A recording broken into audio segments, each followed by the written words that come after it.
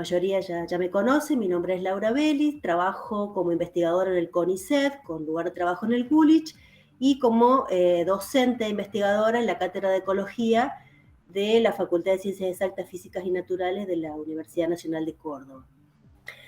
Básicamente, digamos, les comentaba que vamos a hablar del uso de la teledetección en conservación, y en esta primer diapo, algo que ya es bien conocido por todos nosotros, cuáles son las principales motores de pérdida de biodiversidad a nivel mundial, como es el avance, digamos, de la urbanización, el fuego, que en esta foto está representando el fuego utilizado para manejo ganadero, aunque aquí en Argentina está prohibido, pero ya sabemos que en los últimos años el fuego se usa mucho para emprendimientos inmobiliarios. El cambio de uso de la tierra provocado para la agricultura y, por supuesto, la deforestación, en esta noticia que pongo en la Amazonía, en una noticia bastante actual, el primer semestre del 2020, donde las tasas de deforestación se han incrementado notablemente dado el tema de las industrias madereras, ¿no? Esto que vemos y que ya es Vox Populi reciente no corresponde solamente a los últimos 15, 20 años, sino que es mucho más viejo. Esta pérdida de biodiversidad no es nueva, sino que tiene un contexto histórico, no es de este siglo. Sí se ha exacerbado con el incremento de la tecnología y de las demandas de consumo de toda, digamos, la población humana del planeta. Entonces, respondiendo un poco a esta pérdida u observando un poco toda esta pérdida de biodiversidad, es que nace como una rama de la ecología la biología de la conservación. La biología de la conservación integra muchas otras disciplinas y se considera una disciplina de síntesis. Y básicamente lo que hace es estudiar todas estas causas que motorizan la pérdida de biodiversidad en el planeta, entendida como pérdida de diversidad genética, pérdida de diversidad de especies, pérdida de individuos y pérdida de ecosistemas, ¿sí? Y también se ocupa de estudiar cómo minimizar esta pérdida a través de, por ejemplo, intervenciones en restauración, en manejo o a través de la gestión. Como les mencioné, es una ciencia, una disciplina que involucra o que se conecta con diferentes áreas o disciplinas, tanto de las ciencias naturales como de las ciencias sociales y de las humanidades. En los últimos 15, 20 años, perdió un poco el foco antropocéntrico para empezar a considerar también al hombre como un elemento más dentro de ese paisaje, como el principal agente que motoriza o que provoca, digamos, estos cambios en la biodiversidad. Esta biología de la conservación que nace a finales de los 70 y alcanza su auge en los 80, también se ve muy influenciada por ecólogos como este señor de la foto, que es un ecólogo español, Ramón Margalef, muy famoso en su época, quien es uno de los primeros que critica a toda la teoría ecológica que se había montado hasta la época, en donde se incluía solo el tiempo y no el espacio en los modelos y en las teorías. Margalef decía que el espacio era crucial porque los ambientes no eran homogéneos y que probablemente si se incluía el espacio, toda la teoría que se había enunciado hasta la fecha podría verse modificado o incluso en algunos casos carecer, digamos, de sustento. Y este cambio de paradigma de la homogeneidad, de la heterogeneidad, era algo que, si bien se veía, no era como subestimado por los ecólogos, digamos, anteriores. Esta postura de Margalef más o menos está por mediados de los 80, 1985, 1986, en donde él destaca este artículo con esta crítica muy fuerte a la omisión del espacio en los modelos de ecología de la época. ¿Cuál es el origen de la heterogeneidad? La heterogeneidad tiene el origen natural, ya sea en el marco físico, por la topografía, por el clima, Hay una heterogeneidad que deriva de componentes bióticos, que son las interacciones entre las especies. Hay poblaciones que son presas, otras que son predadores. Hay competencia por recursos entre las diferentes poblaciones que componen una comunidad. Hay toda una dinámica en los sistemas no son estables, hay una sucesión, es decir, un recambio de especies que viene de la mano de los disturbios. Y por supuesto, todo lo que es los cambios en el uso del suelo que viene de la mano de la impronta humana, ¿sí? Y esta flechita que relaciona disturbios con uso del suelo es porque si bien los disturbios y la sucesión son fenómenos naturales, con la intervención humana estos disturbios se han exagerado, han perdido sus regímenes naturales y en general, digamos, se han exacerbado, provocando, digamos, más daños o más tasas de cambio, las que naturalmente deberían ocurrir.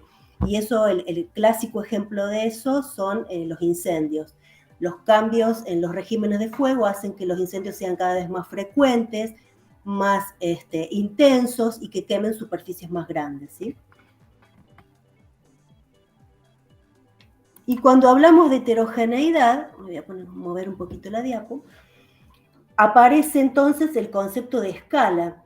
La escala espacial, ya no solo la temporal que se usaba hasta el momento, todos los procesos o toda la heterogeneidad mirada en los procesos ecológicos es escala dependiente, pero también es especie específica, ¿sí? Entonces, cuando hablamos de escala, no estamos hablando de escala de mapa, que es la escala cartográfica, de la relación que tienen los elementos dentro de un mapa, y no estamos hablando tampoco tanto de la escala netamente técnica descrita por la ecología del paisaje, que es la resolución y la extensión. Acá hablamos un poquito más de escala ecológica, que sería la escala a la cual, digamos, un objeto o proceso ocurre, la escala espacial y temporal, y que está muy relacionada con la percepción de una especie o con la habilidad que tiene una especie para percibir esa heterogeneidad y para tolerar o no cambios en el ambiente, ¿sí? Por eso, escala ecológica no es lo mismo que escala de resolución y grano que uno a veces habla, digamos, en la jerga técnica. Hay que tener en cuenta esta diferencia. ¿Y por qué es importante? Bueno, lo traté de ejemplificar aquí. Tenemos diferentes dimensiones del recurso que pueden utilizar las especies silvestres. En este caso, tomé como ejemplo las aves, que son el taxón con el que más trabajo. Y tenemos el grano o el grado de resolución de diferentes paisajes para diferentes especies de aves. Cuando hablamos de la percepción o de la heterogeneidad especie específica, estamos diciendo de cómo pueden ver, entre comillas, estas especies el paisaje. En el caso, por ejemplo, típico de una paloma, son especies que no tienen unos requerimientos específicos de hábitat y que son muy tolerantes a muchas condiciones, se habla de especies generalistas. Por eso podemos ver palomas en una plaza, podemos ver palomas haciendo un nido en un balcón, en el campanario de una iglesia, en cualquier lugar urbano, donde los recursos, digamos, son muy escasos o hay mucho disturbio humano. Las palomas no les provoca, digamos, ninguna alteración. Pueden persistir tranquilamente, por lo tanto se representa como que su heterogeneidad no es percibida, le da todo lo mismo. En el caso extremo, aquellas especies que son especialistas de hábitat, es decir, aquellas especies que tienen requerimientos muy específicos, pueden percibir un paisaje muy heterogéneo. En este caso, el ejemplo del carpintero negro, donde en esta heterogeneidad solo el cuadradito verde oscuro podría resultar un hábitat adecuado para esta especie. ¿Y por qué es específico? ¿Y por qué puse el carpintero negro? Bueno, porque es una especie que necesita requerimientos muy puntuales, por ejemplo, para nidificar, bosques maduros, con árboles viejos, con agujeros grandes para hacer sus nidos. Y un caso intermedio estarían, por ejemplo, los zorzales, en donde perciben cierta heterogeneidad, pero no es tan delicado o tan específico en el uso de los recursos como podría ser, por ejemplo, el carpintero, ni tan generalista como podría ser una paloma, ¿sí? Entonces, en estos casos, cuando ya comenzamos a incorporar la heterogeneidad y empezamos a incorporar la escala, es donde aparece la teledetección. Y también es contemporánea esta evolución. Dijimos que en los 80 nace la biología de la conservación, en el 85-86 se cambia el paradigma de empezar a incorporar la escala espacial en los estudios de la biología de conservación, y más o menos por esa misma época también aparece todo el auge de las imágenes satelitales en el uso de la ecología, sobre todo en el hemisferio norte, ¿sí? Lo que estoy representando es, bueno, el número de publicaciones que utilizaban imágenes satelitales desde el periodo 2010 hasta el 2019. Y fíjense cómo se incrementa el uso de las imágenes, sobre todo de aquellas que son de libre acceso, que están aquí representadas con el color azul, las imágenes que son de emisiones comerciales, como iconos, Quidbir, que pueden tener una resolución interesante para trabajar en ecología o en conservación, no tienen tanto auge dado su costo. Y en esta segunda imagen, si desglosamos, digamos, el uso de imágenes libres, las MODIS, que están representadas aquí con triangulitos, y las Landsat, son las imágenes que en este periodo 2010-2019 han sido más utilizadas por los ecólogos para sus estudios. Las Landsat porque tienen una muy buena resolución, en general un 30x30 es un muy buen nivel de discriminación de componentes en el terreno, y las MODIS por su frecuencia y también, digamos, por las áreas que cubren, ¿no? La gran cantidad de áreas que cubren, la disponibilidad de imágenes.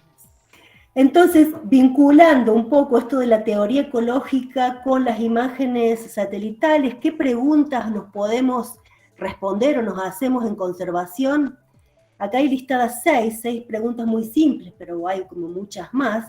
Por ejemplo, podemos entender cómo afecta el funcionamiento de un paisaje a la pérdida de alguna especie en particular, o de la biodiversidad, por ejemplo, de una comunidad, de algún taxón particular, o alguna función ecológica, entendiendo por función ecológica, por ejemplo, esto que hablamos de servicios ecosistémicos, ¿sí? Otra cosa que podemos saber es, por ejemplo, cuál es la superficie máxima que podemos convertir de un bosque, de un pastizal, sin que se pierda la integridad funcional de ese paisaje. Hoy en día, cuando hablamos de restauración o de remediación ambiental, lo que se busca no es crear el paisaje de hace 50 años atrás, sino mantener la funcionalidad de ese paisaje, de ese ecosistema, para proveer bienes y servicios esenciales. Otra pregunta que nos podemos responder es cómo va a afectar la estructura, la composición de un hábitat o la pérdida de un hábitat o de calidad de hábitat a una especie silvestre, nativa, y cómo podría afectar su natalidad, su mortalidad, los niveles de predación, la relación con otras especies. También podemos respondernos cómo y qué determina la distribución y la abundancia de los individuos o de los organismos en un área determinada, por qué están en un lugar y no en otro, qué factores condicionan que tengan ciertas abundancias poblacionales en un ambiente y en otro puedan tener otra diferente. Podemos responder cuáles son las tasas de deforestación de un bosque en particular o las transiciones en el uso de la tierra. Podemos responder cómo afectan a las actividades humanas a la calidad de hábitat de alguna especie particular, una especie silvestre que querramos conservar, ¿sí?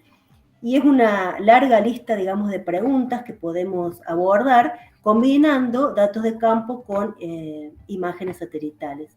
Y aquí, para ilustrar algunos ejemplos,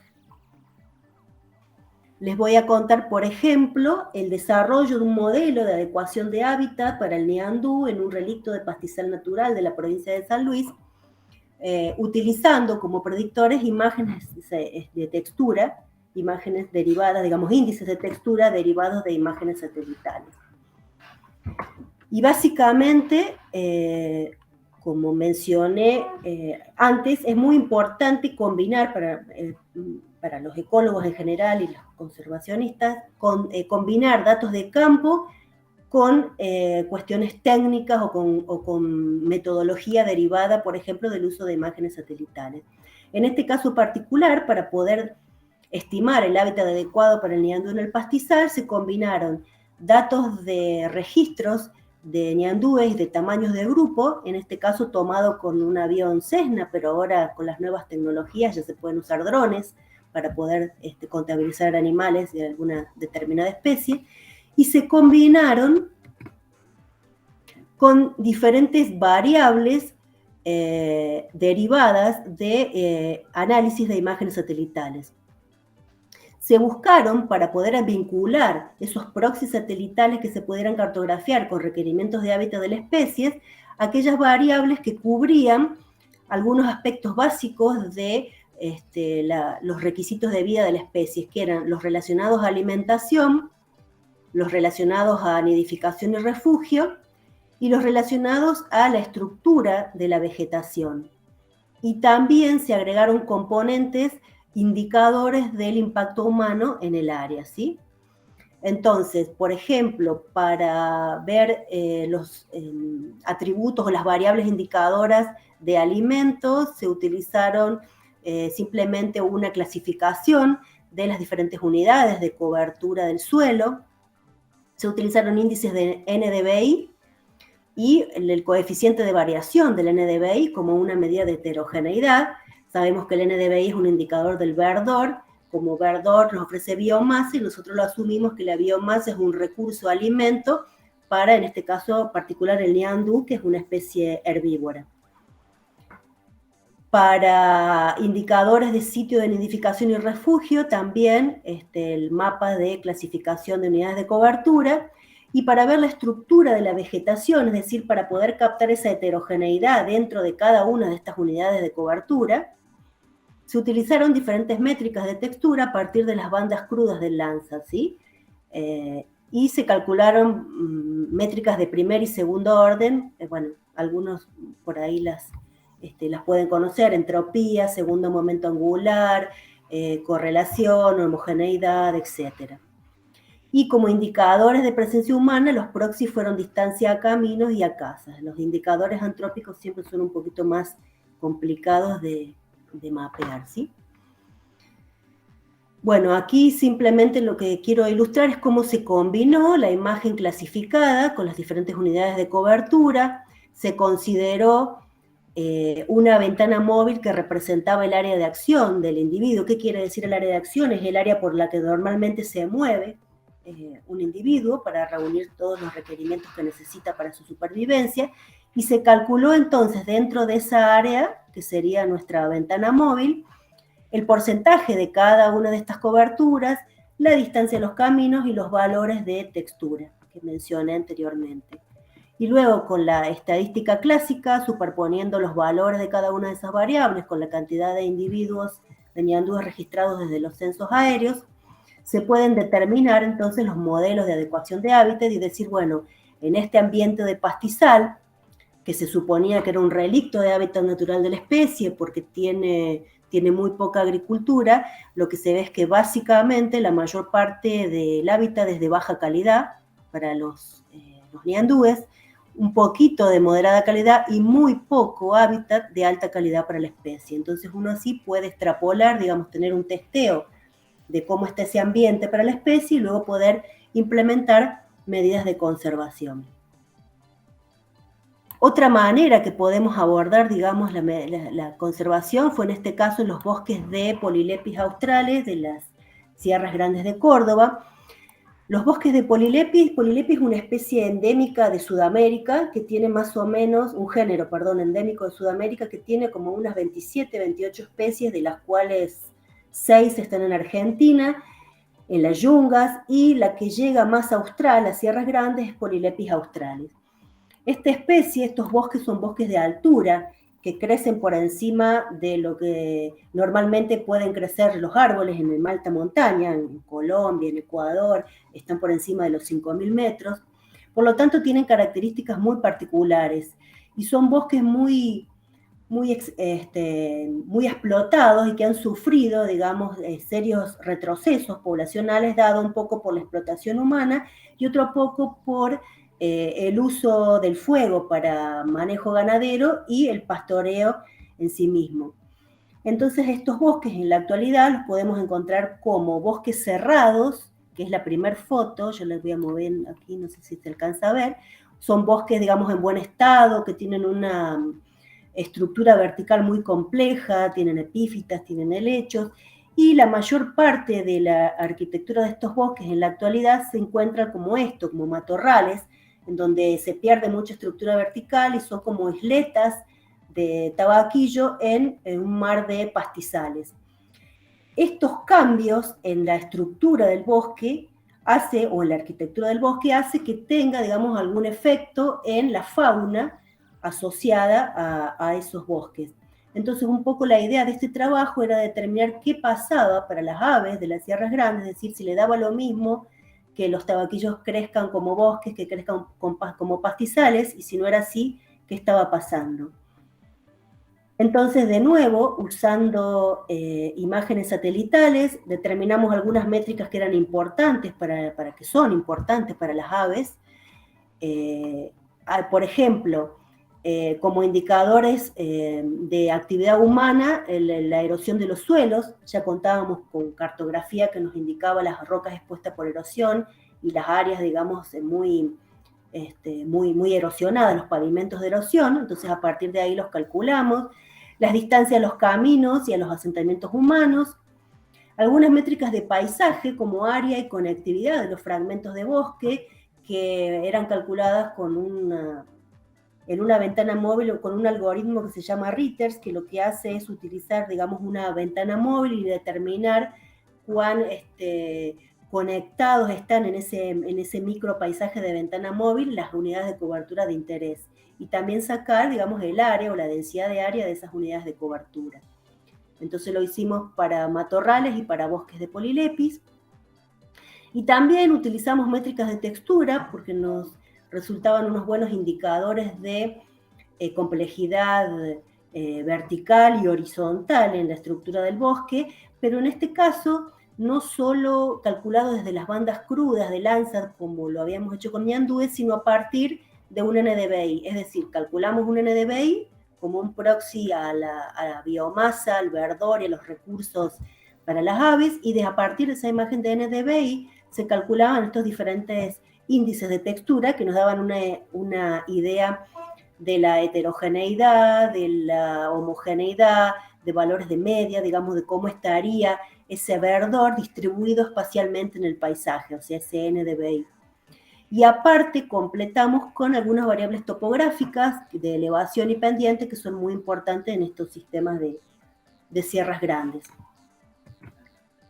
Y con esas métricas, los resultados que obtuvimos es que si bien es importante que el tabaquillo crezca como matorrales y no como bosque, la diversidad, la riqueza de aves que se encuentra en los matorrales está muy por debajo de la diversidad de aves de los bosques, y que básicamente esa pérdida en la diversidad se debe a la erosión, a la falta de conectividad de bosque y como impacto humano a la distancia de los asentamientos humanos. Esta gráfica que les estoy mostrando ahora, las barras grises me indican el porcentaje de la varianza explicada en el modelo final por cada una de estas variables, y las barras blancas, cada una de las veces que la variable entraba en los modelos. Simulamos un montón de modelos, ¿no? Y el signo, bueno, la interacción, si es positiva o negativa con la variable respuesta, que en este caso era riqueza de aves. Entonces, básicamente, ¿qué es lo que se saca en limpio, digamos, de este trabajo? Es que las comunidades de aves en los matorrales o arbustales de tabaquillo son mucho menos diversas que en los bosques, por lo tanto es necesario restaurar estos ambientes y promover que estos pastizales vuelvan a ser bosques, ¿sí? Desde el punto de vista de la conservación eso es muy importante. Otro ejemplo que podemos encontrar utilizando o combinando datos de campo con imágenes satelitales es, por ejemplo, poder determinar patrones de transformación de determinadas coberturas. En este ejemplo particular, este ejemplo lo tomo de una tesis de maestría en manejo de vida silvestre del Centro de Zoología Aplicada, donde se estiman los patrones de transformación del bosque serrano en una porción de sierras chicas no sé si lo alcanzan a ver, pero tenemos en el extremo inferior es Mendiolaza hasta el extremo superior La Granja, digamos. En toda esa porción de Sierras Chicas lo que se ve es en el periodo 97, entre 97 y 2009, cuánto bosque serrano se ha perdido, que es lo que está marcado en rojo, lo que se ha ganado, que es lo que está marcado en verde, y cuánto persiste, ¿sí? Entonces, una vez que uno determina el bosque que persiste, lo que se perdió y lo que se ganó, también puede determinar en qué se transformó, cuáles fueron las transiciones de esa cobertura, ¿sí? Fíjense, el bosque nativo en el 97, que ocupaba algo más de 15.000 hectáreas, parte, las líneas rojas me indican lo que se pierde, se transformó en matorral, se transformó en cultural, que está relacionado, por ejemplo, a cultivos, y se transformó en bosque de exóticas. Las líneas verdes nos están indicando, las líneas celestes nos están indicando las transiciones de coberturas y el grosor, digamos, cuánto más se convierten. Por ejemplo, el matorral que pasa a cultural, el matorral que pasa a arbustal, el arbustal que vuelve a matorral, y cuánto, digamos, se pierde completamente, ¿sí? Que en este caso el matorral, cuánto pasa de matorral a bosque nativo, la ganancia, perdón. Entonces, como se ve, a partir de una imagen satelital se puede sacar, digamos, mucha información, no solamente cuánto se perdió, ganó y se mantuvo, sino qué se transformó en qué y cómo es la dinámica de esas transiciones. ¿Y para qué nos puede interesar eso, además de para conocerlo, digamos, en el presente? Para hacer proyecciones a futuro, es decir, crear escenarios futuros con alguna práctica de manejo en particular. En esta misma área, por ejemplo, se modeló la deforestación al año 2050 manteniéndose, digamos, las tasas o las tendencias actuales de deforestación, y para el mismo año, si esa deforestación estuviera controlada o estrictamente controlada en estas áreas que aparecen aquí pintadas, que son áreas protegidas, donde se supone que dentro de un área protegida no debe existir ningún tipo de uso ni por deforestación, ni extractivo, ni nada del bosque, ¿sí? Entonces lo que se ve en estas proyecciones es que en el año 2050, si se respeta esa restricción estricta de deforestación, fíjense en los colores verdes que aparecen aquí, el bosque crecería en comparación con esta otra donde hay colores rojos. ¿Lo están viendo? ¿Ven el cursor? Perdón. Sí, sí se ve. Sí, la verdad, se ve muy bien. Aquí se ve rojo, esto es bosque perdido, si se mantuvieran las tendencias actuales, y aquí sería, digamos, lo que se ganaría si se mantuvieran los controles estrictos. Es decir, que se utiliza mucho esto de conservación para proponer, digamos, alternativas o soluciones a manejo, a restauración, y ver, digamos, qué pasaría. Es una de las cosas más importantes para los cuales utilizamos, digamos, la teledetección. Otra cosa que podemos hacer también es determinar la calidad de hábitat de las especies, y esto corresponde a la tesis de maestría de Julieta Arcamone, que ella hizo diseños de paisaje para conservación, básicamente tomando como base estos escenarios que les comenté anteriormente. Si nosotros sabemos lo que le pasa a la vegetación, podemos inferir qué va a pasar con la fauna asociada, ¿sí? La vegetación, como es la base de las cadenas tróficas, por lo tanto, si perdemos vegetación, perdemos fauna asociada, perdemos suelo, perdemos agua y perdemos un montón de ciclos, de flujos de materia y energía. Entonces, como que va mucho más allá de poder determinar, digamos, en qué se convierte una cobertura o qué pasa con la calidad de hábitat de una especie.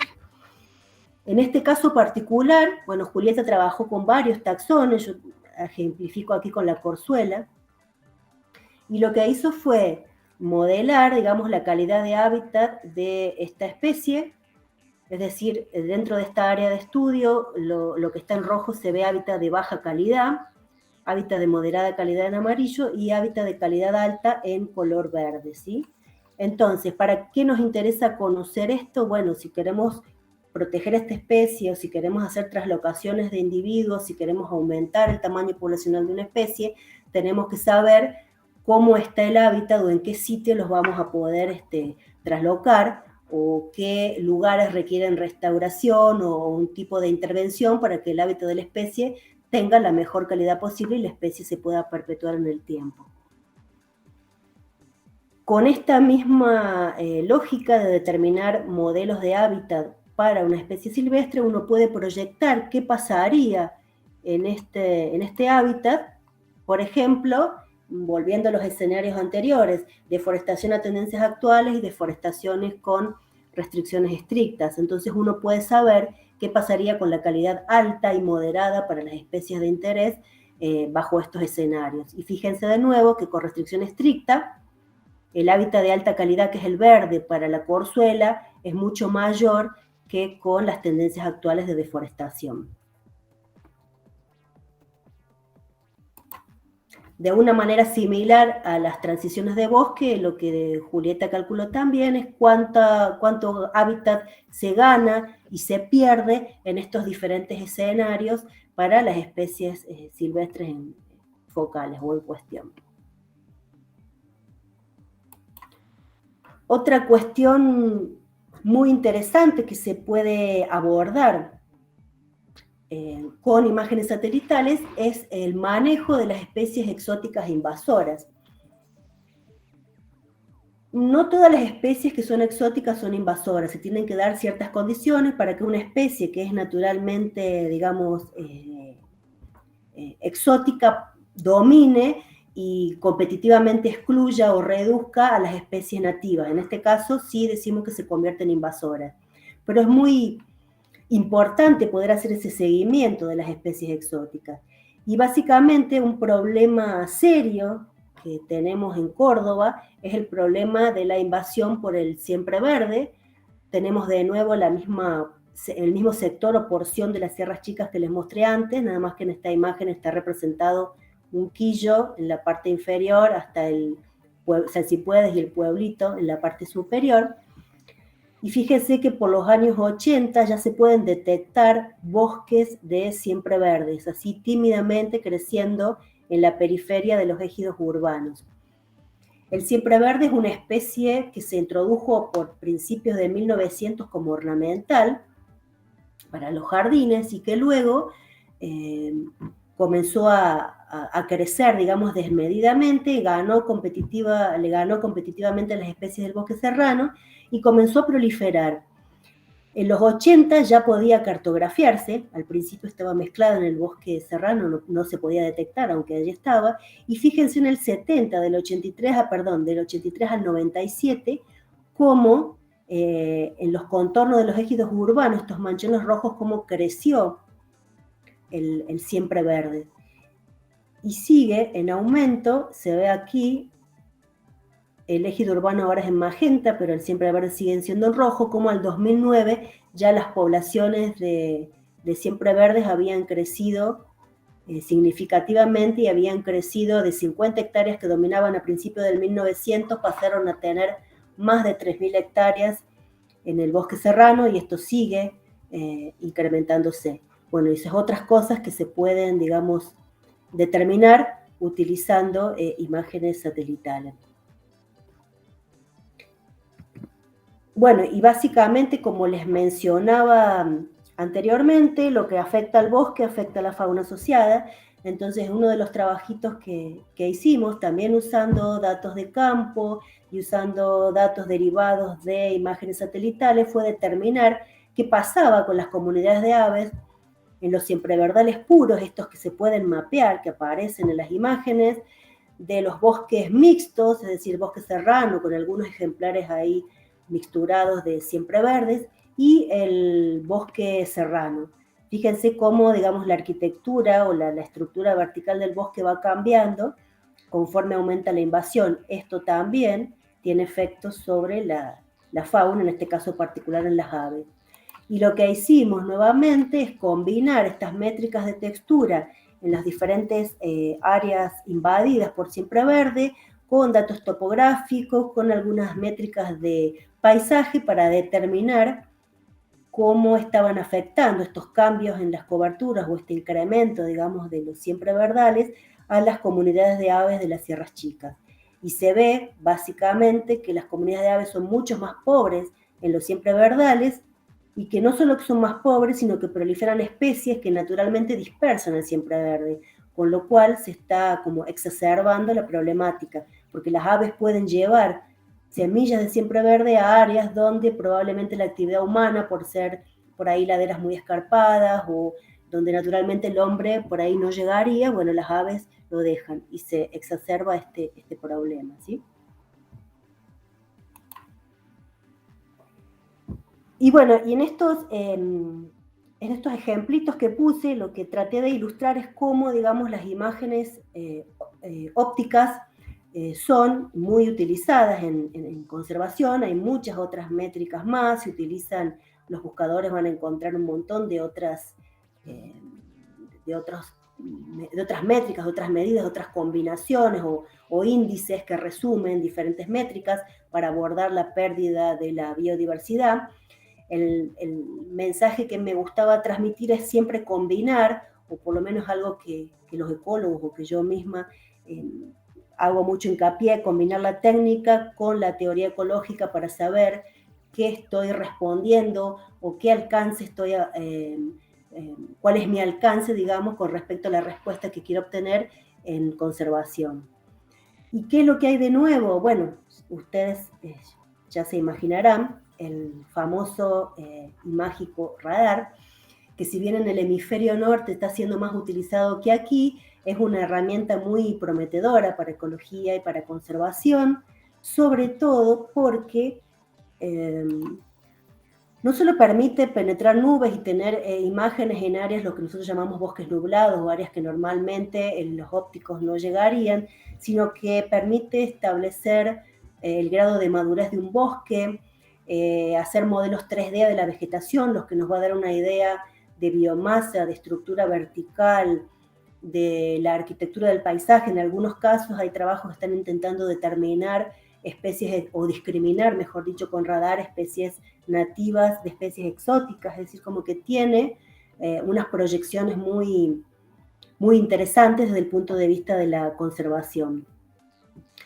Y como les ejemplifiqué aquí, puse algunos reviews importantes de radar en conservación y les voy a compartir aquí simplemente este trabajito que está en Nature y que compara, digamos, el poder predictivo de los láser con Sentinel, con radar Sentinel, haciendo la salvedad de que Sentinel abarca o cubre una faja en la Tierra mucho mayor que lo hacen los satélites radares.